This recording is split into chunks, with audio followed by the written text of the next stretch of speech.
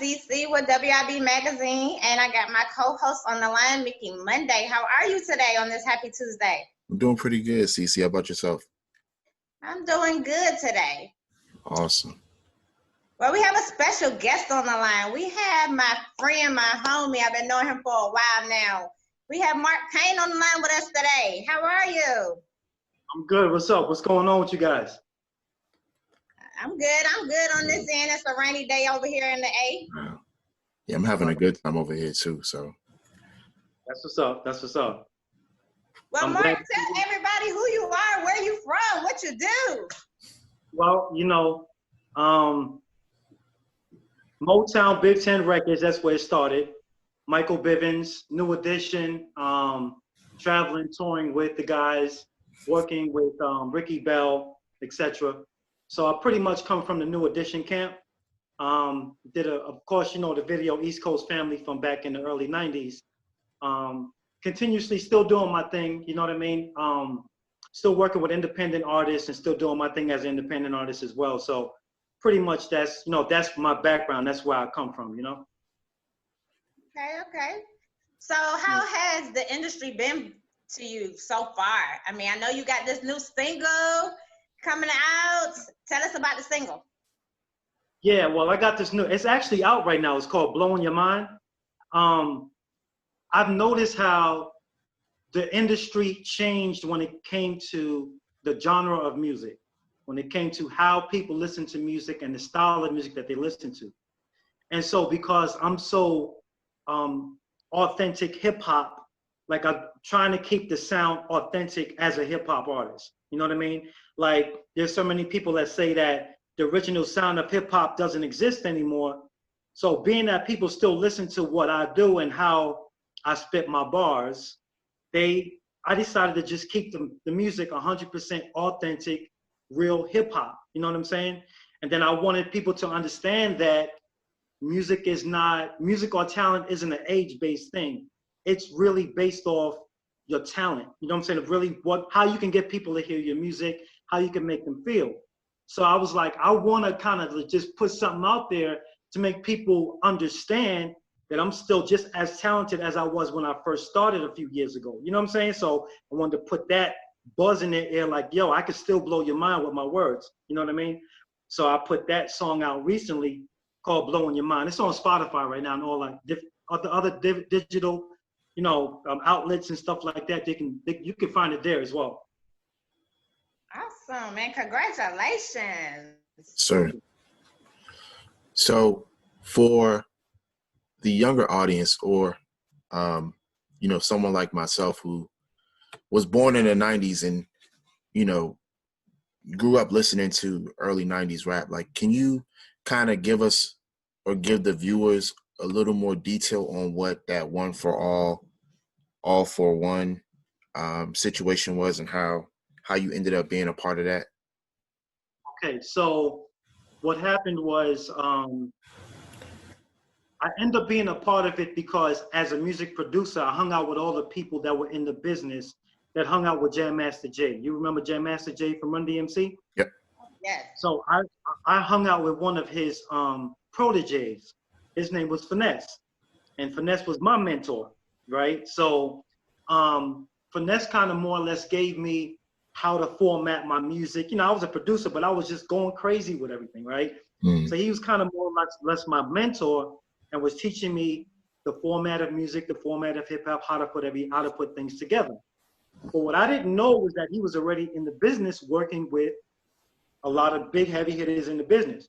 So I remember him telling me, hey, I got a project for you to work on.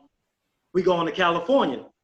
So I ended up getting on a plane, going to California. It was my first time to Cali.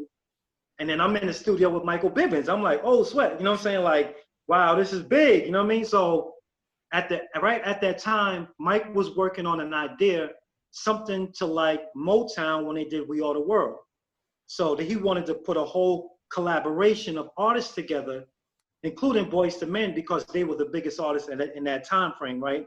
So he wanted to kind of use that name, the Michael Bivins, the Boyz II Men, ABC, to boost up this whole East Coast family idea that he had. You see what I'm saying? So that's how that got started. And so because I was a writer, a ghost writer and an MC and an artist at the same time, he was like, yo, I want you to help me write some of these parts to this song called The East Coast Family.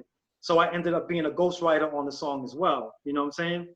So when the song initially comes on with Red, you know, that siggity siggity sucker ducker, silly father mucker, creating new styles that run you over like a trucker. I wrote that, you know what I'm saying? So, and then I wrote my partner's part. So it was a whole lot of things that I was doing in that camp as a writer and a producer that kind of pushed the whole concept and idea of how can we make this a bigger thing besides just putting out a collab of artists and breaking everything off as single individual artists. You know what I'm saying? So it so happened where it dropped and it was unexpected. It was like, wow, we didn't think it was going to get that big. You know what I mean? So it happened, and then, man, it was like an exciting moment. You know, it was my first time being on the radio. I was hanging out with, like, you know, superstars, Boyz II Men. You know, they was already breaking records already. You know what I mean? So it was just like a real exciting moment in my life at that point. You know what I'm saying? And I was glad to be a part of it, you know? Yeah, that is truly amazing, man, to be, like you said, to be around so many artists and they're all feeding off of each other, and, you know, the hype is there. Right. I can only imagine. So yeah, it was incredible. Oh yeah, for sure. So you mentioned the current state of hip hop and how you know, how things are perceived you know, in this day and age. So given that you know, you stick true to your roots as far as how you cultivate your sound and for your music, who would be some of your favorite newer artists from this generation? Someone that you could possibly see yourself working with? I see myself working with more, like I can see myself working with Post Malone. You know what I'm saying? I think that he has a very unique style. I think that a lot of people kind of sleep on him a little bit. You know, they think because his first record was kind of like mediocre, but it had a vibe to it. You know what I'm saying? Right. It took people by surprise. I'm a kind of person that I like to take people by surprise as well. So to be in the studio with him and say, hey man, let's format and do some things differently. Let's try to put some different sounds together that can combine old and new school together. You see what I'm saying? And kind of get that edge.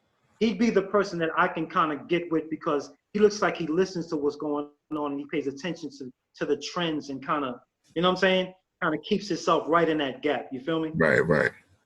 Nipsey would have been a good person for me to work with too. Like, I liked his style. His style was more or less like eccentric hip hop. Like he wasn't worried about the sound of the trap sound or whatever like that. He was more or less like a realist. You know what I'm saying? He was like our modern day Tupac. You know what I mean? Right. So he would have been another cool person to work with on a record. You know what I'm saying? Because it would have just took me way back to when we just kept everything real hip hop wise. You know what I'm saying? Our moments, our ups and downs, what was going on, you know what I'm saying, in the world, you know what I'm saying? So that would have been, he'd have been the next person I would have had in the studio working with, you know what I mean? Okay. What's up?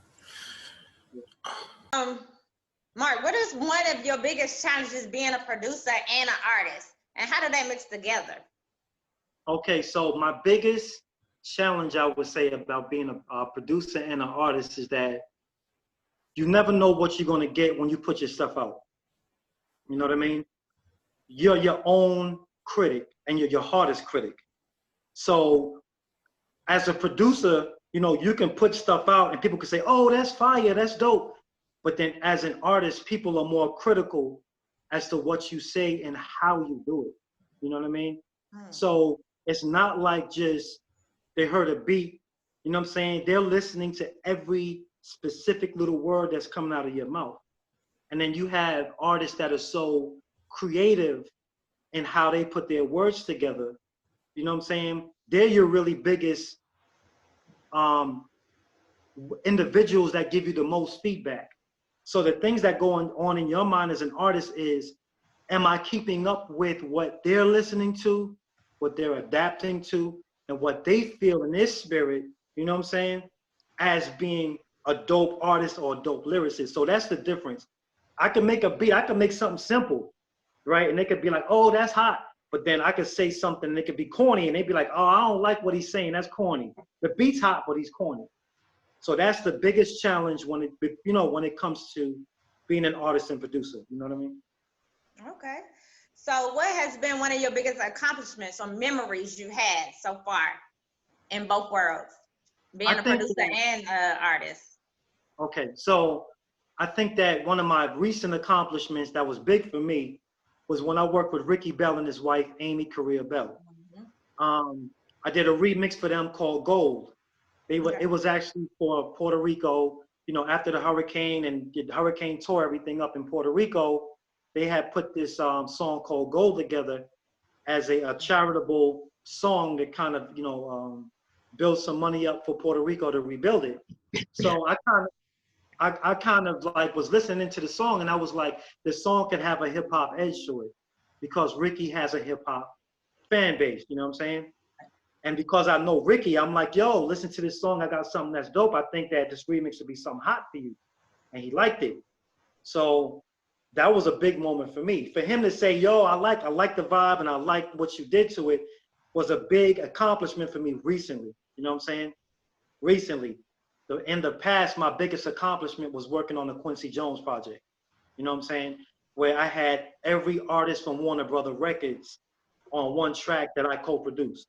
That was one of the biggest, it was bigger than Boyz II Men because I had Teddy Pendergrass, I had Roger Troutman, I had Lisa Fisher, I had Gerald. All the legendary, iconic people that you could think of in your mind were on the song. So that was like my biggest, you know what I'm saying? Big Daddy Kane, the Youngsters, everyone you could think of. So, you know what I'm saying? That was like my first biggest accomplishment. First, it was the East Coast family. Then it was the Warner Brothers, Quincy Jones, and then it was, the Ricky Bell situation. I have one more question for you before I throw it back to Mickey Monday. You have a magazine now that's out, and I want to say thanks for putting us in there, our podcast show that we have. But let's talk a little bit about your magazine. Okay. All right, so Real Hot Magazine was based off of, I wanted people to understand that their content was hot. You know what I'm saying? Just in general, your content's hot. If you have the courageousness, that's the word, the courageousness to put your content out, right, for the world to see it, and for you to push it non-biased, where individuals can look at you and say, I like that person's grind, to me, it was hot. You know what I'm saying? I don't care what nobody thought about it. To me, it was hot. So I said, you know what? What if I create a magazine? It's not just my magazine, it's mine and my wife's magazine. So she and I worked on it together. So she and I came up with this idea of everything that we did was hot, right? So we wanted to put real content behind it, and we wanted to make sure that it was hot. So we put the two words together, Real Hot Magazine, specifically for individuals out there that do have content that we believe they had put that much effort into it for the world to see it. You see what I'm saying? So that's where the concept came from. And then I had other artists I was working with as well that didn't have an outlet. So, they would knock on people on other magazines' doors, and because of their level of, popularity, they wasn't really getting that response. So I was like, you know what? I'm going to create it for us. So let's go ahead and put your content in there and start promoting it, and then start putting it out there for people to see. And then it started growing that way. You know what I mean? Well, congratulations. And again, thanks for letting us be in there also. Oh, of course. Absolutely. And I believe you guys have hot content too. Okay. For sure.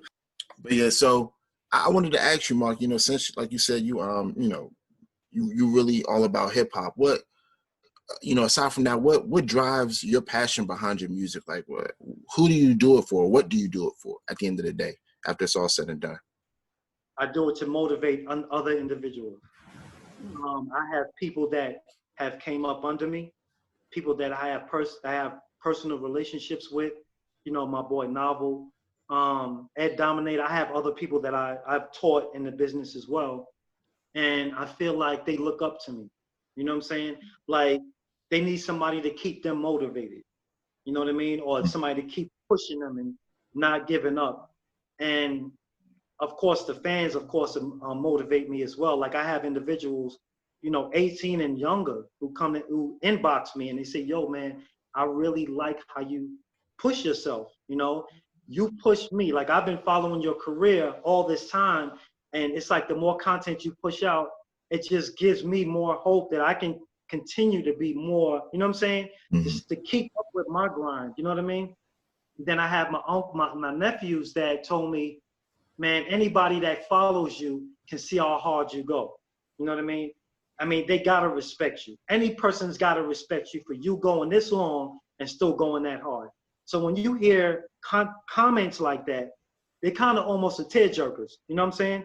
Because I love music first. That's always been the first thing with me. It's been my music, my friend, my God, my family, and my music, right?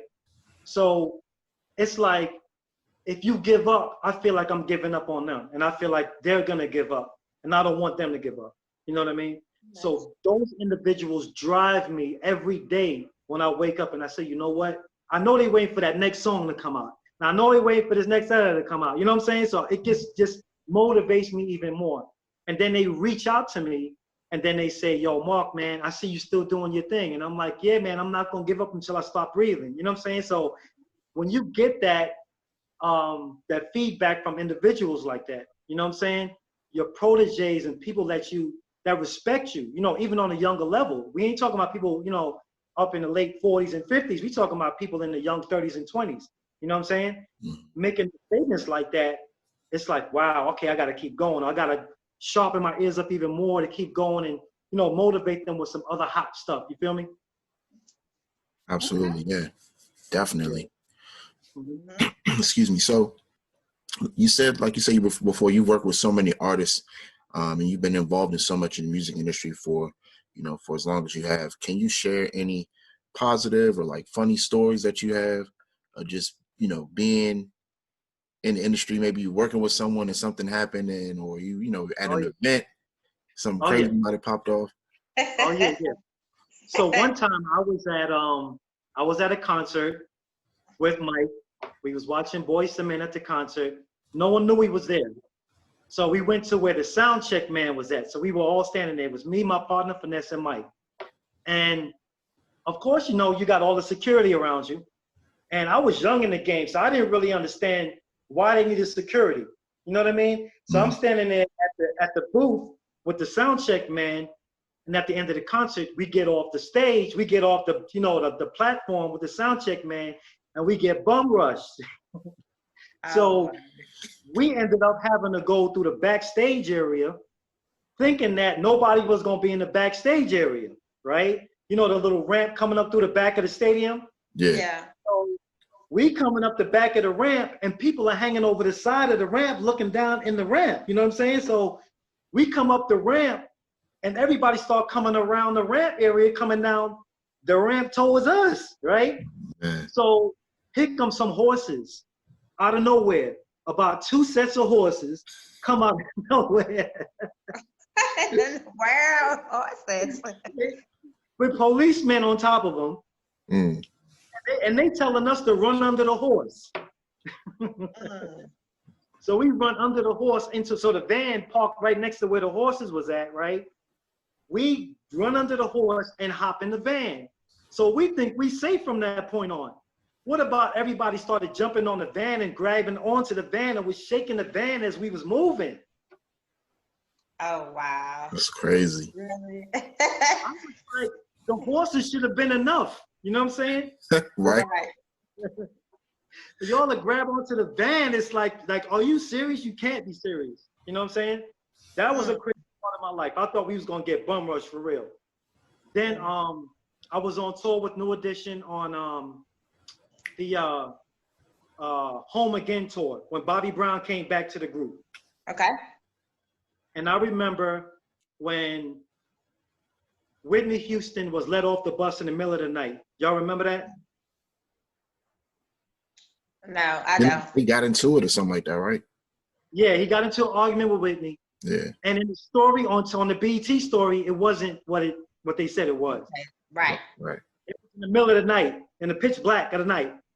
And Bobby let Whitney out of the bus and made her and Bobby Christina walk out on the side of the road. And then they took off. And then he stopped the bus and then ran through the woods and kicked somebody's door in, asking for a pistol.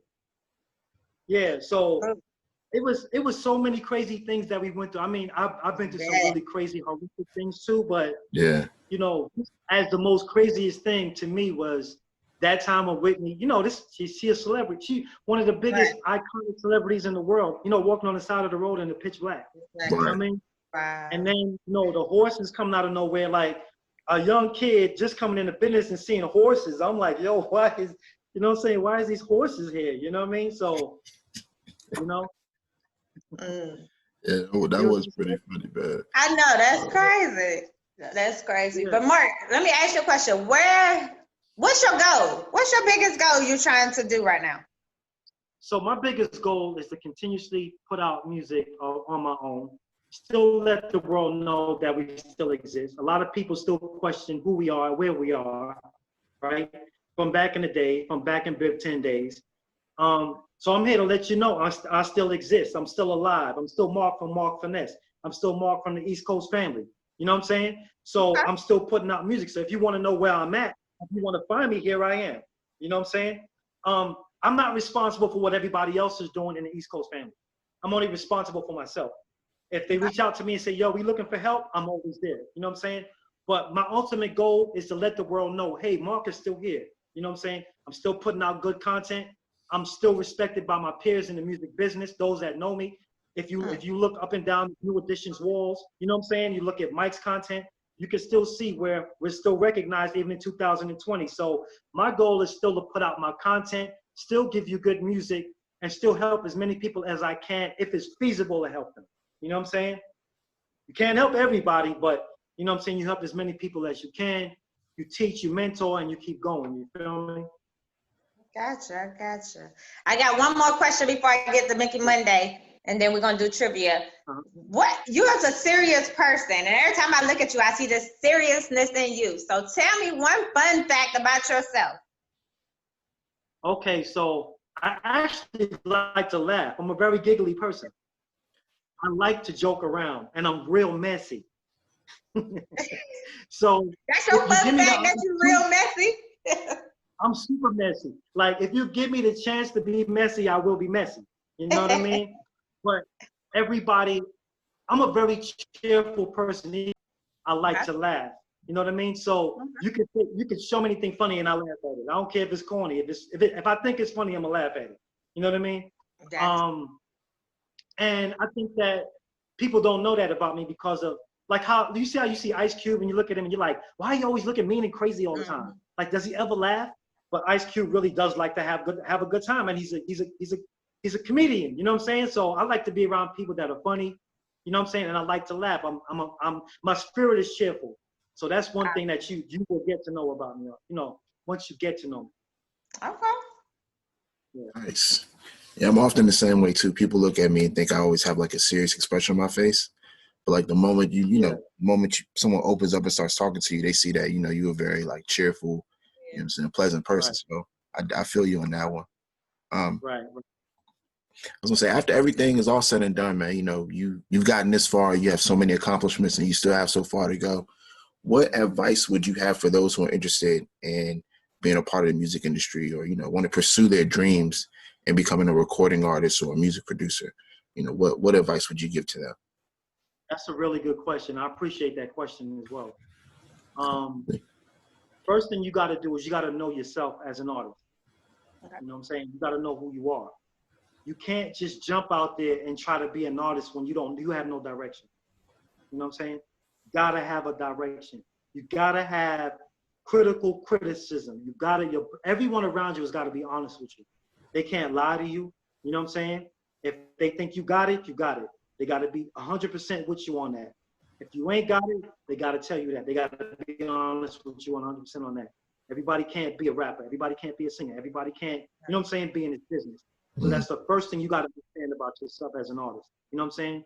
Number two is you gotta always, once you craft your art, your art and what you want to do as an artist, put it all together, and then you present it to somebody so they can see where you're trying to go with it. See what I'm saying? Mm-hmm. Like when people absorb too much off of other individuals, right?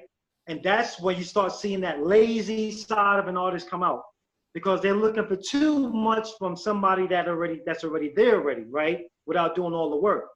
So you got to put in that work. You got to put in that footwork. You got to put in that grind. You know what I'm saying? In order to make it happen, for somebody to be interested in you, to say, that's dope. I like that. You know what I'm saying? I like that grind. I like that individual spirit to want to make something happen without keep asking, what should I do? What should I do? What do you think I should do? What do you think I should do?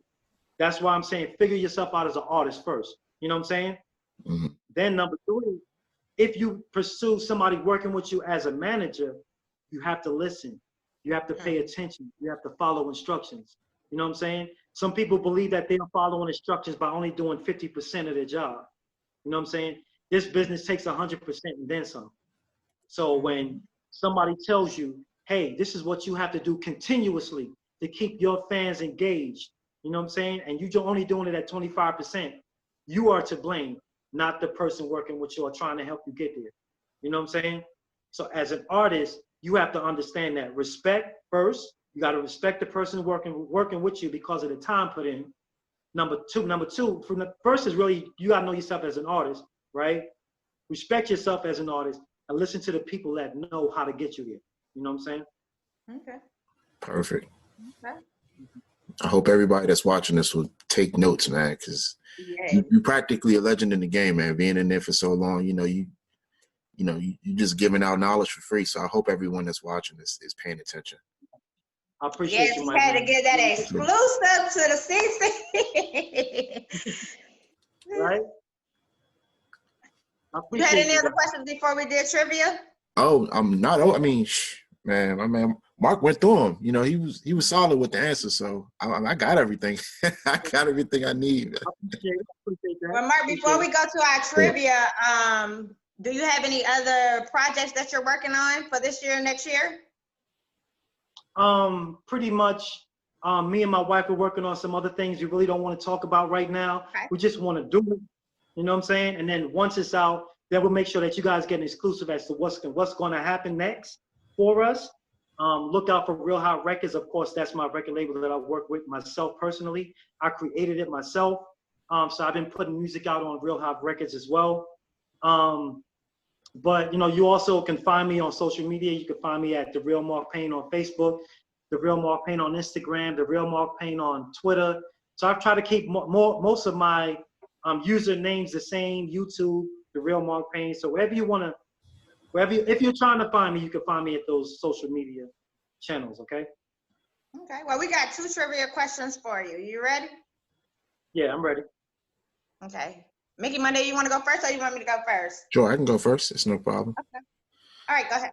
Okay, cool. So, Mark, what's a hidden talent or ability, or like what's a hobby of yours that no one really knows of that you can't share with us if you want to? You know what I mean? Like what would you say would be like a hidden?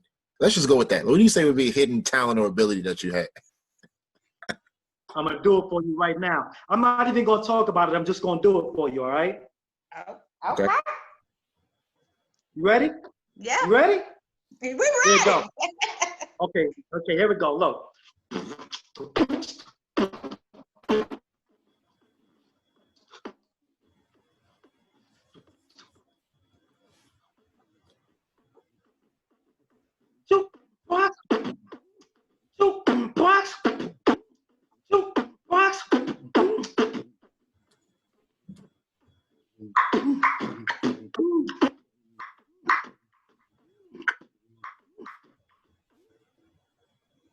Okay.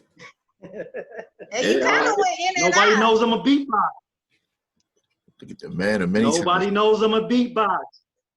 All right. Okay, so my trivia question is, what has been your favorite group that you have worked with? BBD, New Edition, ABC, or Boyz II Men? I think that Belle Biv DeVoe was more, because of their level of experience in the business and studio experience, working with them is so easy. So that kind of was like a walk in the studio, record, and let's go home. You know what I'm saying? Like, it wasn't like you spent so much time trying to get it over and over and over. You know how that studio work go, right? So it was like, yo, Mike, I need you to do this part real quick. All right, Payne, I got you. All right, this is what you want me to do, right? All right, cool. Boom. All right, lay it down. You good? Yo, that was dope. All right, cool. Let's do it one more time and let's hit the road. It was so easy to work with them in that way, compared to some other artists. Like, I watched Boyz II Men work, right? I watched them work in the studio. Everyone wasn't participating in everything. Okay. You only had like 2 out of the 4. You know what I'm saying? So to kind of get those individuals to get up and say, yo, man, you got to be a part of this, it wasn't fair, you know what I'm saying, to the other individuals that were working. So I was like, really couldn't put up with that, because it'll cause more arguments, you know what I'm saying, more friction, because people don't want to listen, they don't want to hear. New Edition, I never really was in the studio with New Edition, but you could say BBD is like New Edition, because I had the meat of everyone working there. ABC, I worked with them.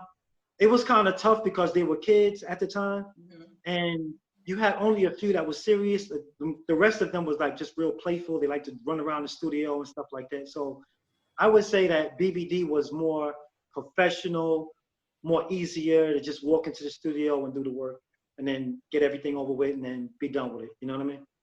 Okay. Well, I want to say congrats on your journey. You know, I'm so proud of you.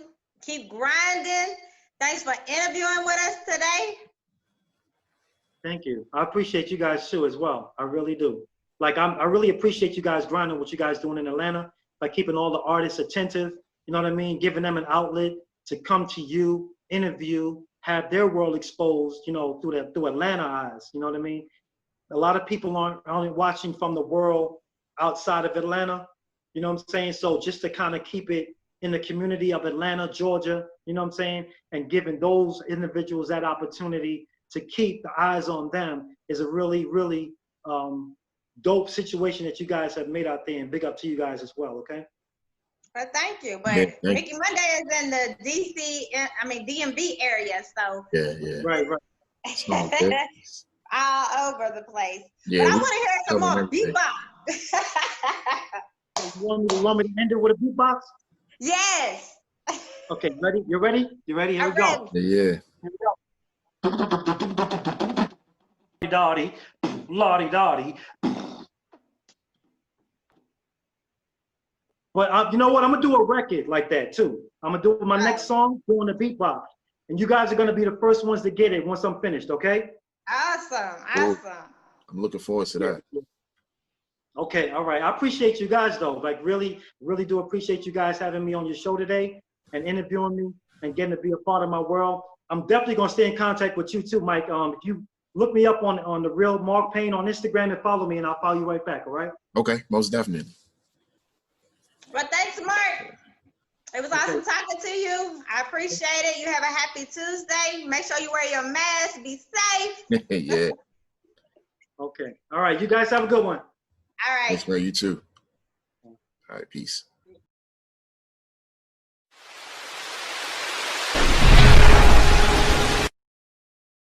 One, two, three.